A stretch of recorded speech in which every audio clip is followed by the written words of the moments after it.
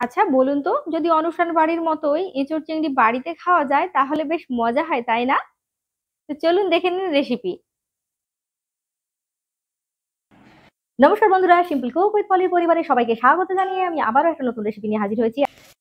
এর জন্য আমি চলে গেছিলাম মাসির শাশুড়ি বাড়ি। আর সেইখানে গিয়ে দাদা পেড়ে দিল গাছের থেকে অনেকগুলো এঁচোড়। তো সেইখান থেকে আমি কিছুটা পরিমাণ এঁচোড় দিয়ে আজকে বানিয়ে নিয়েছি এঁচোড় চিংড়ি। এই যে টাটকা এঁচোড় দুপুস করে পড়ে গেল। যাই হোক, আমাকে বললো দিদিভাই যে তুই দুটো কেটে নে। তা আমিও কেটে নিলাম। আরে বাবা, তার মধ্যে দেখছি একটা পোকা। এই যেটা ষষ্ঠী পোকা বলে থাকি। বেশ টাটকা এঁচোড়, ভালোই হবে রান্নাটা। এর জন্য যে উপকরণগুলো লাগবে সেগুলো আপনারা দেখে নিন। তো এখানে নিয়েছি চিংড়ি। চিংড়িগুলো বেশ বড় সাইজের রয়েছে। তো কোনোটার আমি সম্পূর্ণ খোসা ছেড়েছি, আবার কোনোটা ছাড়াইনি। কিছুটা লেজ রেখে দিয়েছি। আর এইখানে 300 গ্রাম আলু নিয়েছি, আর 600 গ্রাম মতো এখানে নিয়েছি এঁচোড়। তো বেশ বড় করে কাটা হয়েছে, সামান্য সামান্য বীজ হয়ে গেছে, তাতে কোনো সমস্যা নেই। এখানে যে মশলাটা সেটা কিন্তু খুবই গুরুত্বপূর্ণ। 1 চামচ গোটা জিরে, পোস্ত, মগজ, 1 চামচ করে রসুন, লঙ্কা স্বাদ মতো, 1 চামচ যেন আদা হয় সেই রকম, আর দুটো নিয়েছি পেঁয়াজ। একটা পেঁয়াজের সাথে মশলাটা কেটে বেটে নেবো। আর এই যে এঁচোড়টা রয়েছে সেটা আমি জলের মধ্যে দেবো। চাইলে এমনিও করতে পারেন, কুকারে দিয়ে নিচ্ছি, মাত্র একটা সিটি দেবো, তাহলে খুব সহজে তাড়াতাড়ি হয়ে যাবে। তো এখানে 1/2 চামচ লবণ দিলাম। আর দেবো সামান্য হলুদ গুঁড়ো। তাতে করে কালারটা একদম নষ্ট হবে না। অবশ্যই টিপস গুলো খেয়াল রাখবেন, তাহলে দেখবেন ভীষণই ভালো হবে। তারপর একটু জল দিয়ে একটা সিটি দিয়ে নামিয়ে নেবো। নামানোর ভিডিওটা আপনাদের দেখানো হয়নি। তো যাই হোক, এবার চলে যাব কড়াই। কড়াই দিয়ে দেবো আমি কিছুটা তেল।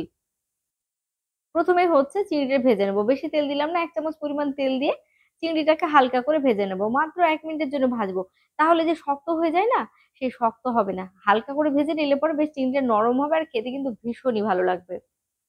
তো হয়ে গেছে। এবারে কিন্তু নামিয়ে নিয়ে কড়াইটা পরিষ্কার করে নিলাম, কারণ চিংড়ি ভেজে নেওয়ার পর গাটা বেশ কেমন হয়ে যায়। তো এখানে তেলটা বেশি হিট হয়ে গেছে, বুঝতেই পারছেন ধোঁয়া বেরিয়ে গেছে। তো প্রথমে হচ্ছে আমি আলুটা ভেজে নেবো। তো এখানে আলুটা দেওয়ার পর দিয়ে দেবো লবণ। 1/2 চামচ লবণ দিয়ে খুব ভালো করে আলুটাকে ভেজে নিতে হবে। ঢাকনা ব্যবহার করে আমি করে নিচ্ছি, তাতে আমার মনে হয় অনেকটা সুবিধা হয়। তো যাই হোক, এই যে আলুটা ভাজা হয়ে গেছে, আর আলুটা ভাজতে ভাজতে কিন্তু প্রায় 90 ভাগ সেদ্ধ হয়ে গেছে। এটা হচ্ছে সব থেকে সুবিধা লবণ দিয়ে ভেজে নেওয়ার। তো যাই হোক, আমি তুলে রেখে দিলাম। বাকি তেলের মধ্যে ভেজে নেব এঁচোড়টা।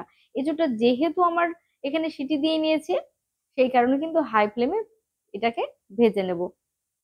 আর যদি এঁচোড়টা একটু শক্ত হয়ে থাকে তাহলে আমি বলবো মোটামুটি যেমন ভাজার হয় সেইভাবে কিন্তু আঁচটা রেখে ভেজে নিতে পারবেন। তো এঁচোড়টাও আমি তুলে রেখে দিচ্ছি। তারপর কড়াই দিয়ে দিলাম আরো 2 চামচ পরিমাণ তেল, শুকনো লঙ্কা, গোটা গরম মশলা। গোটা গরম মশলার মধ্যে ছিল এলাচ, লবঙ্গ আর দারুচিনি। সাথে দিলাম গোটা জিরে, একটু নেড়ে নেবো, খুব সুন্দর একটা ঘ্রাণ বেরোবে। ব্যাস, এইখানে দিয়ে দেবো একটা পেঁয়াজ। পেঁয়াজটা একটু মোটা করে কাটা হয়েছে। একটা পেঁয়াজ দিয়ে কিন্তু আমি মশলা তৈরি করেছি। পেঁয়াজটা হালকা ভেজে নেবো। অবশ্যই টিপস গুলো ছোট ছোট খেয়াল রাখবেন, তাহলে কিন্তু রান্না আপনাদের দুর্দান্ত হবে। আর বারবার কিন্তু খেতে ইচ্ছে করবে। 1 চামচ হলুদ গুঁড়ো দিয়ে দিলাম, সাথে দিলাম চিনি, একটু নেড়ে নেব কালারটা যাতে করে সুন্দর আসে। এবার এখানে দিয়ে দেবো বেটে রাখা মশলাটা। আমি আগেই বলেছি আমি একসাথে সব মশলাটাই বেটে নিয়েছি, তারপরে দিয়ে দিলাম বাকি লবণটুকু। যেহেতু আলুর মধ্যে কম পরিমাণে লবণ দেওয়া রয়েছে, এবার একটু কষিয়ে নেব।